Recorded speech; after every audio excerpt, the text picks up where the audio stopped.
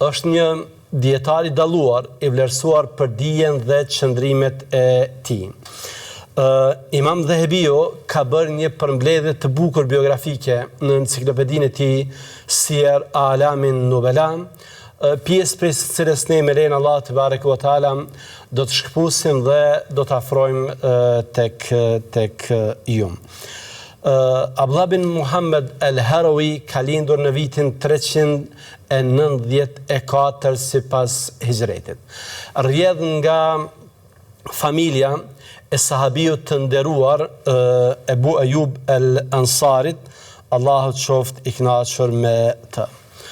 Për dijen dhe qëndrimet që ka pasur është përshkruar në superlativ si hoxha i Horasanit, si sultan prej sultanëve të dietarëve, si hafidh i hadithit, si tefsirolog, si dietar i shkencave gjuhësore. Pra, ka pasur njohuri të thella në fushën e Kuranit, në fushën e hadithit dhe në fushën e shkencave gjuhësore.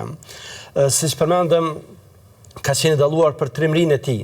Nuk ka pasur frikë pushtetarët dhe as tiranët.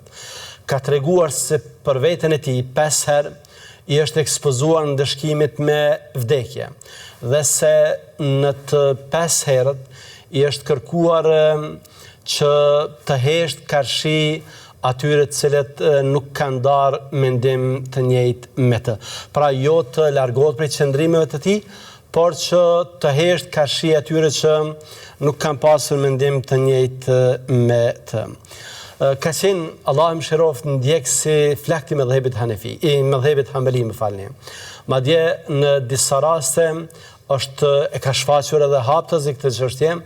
Në minber ka thënë, unë sa të rroj Hanbali do të jem dhe këshilla ime, vasjeti im pas vdekjes për njerëzit është që Hanbali të bën.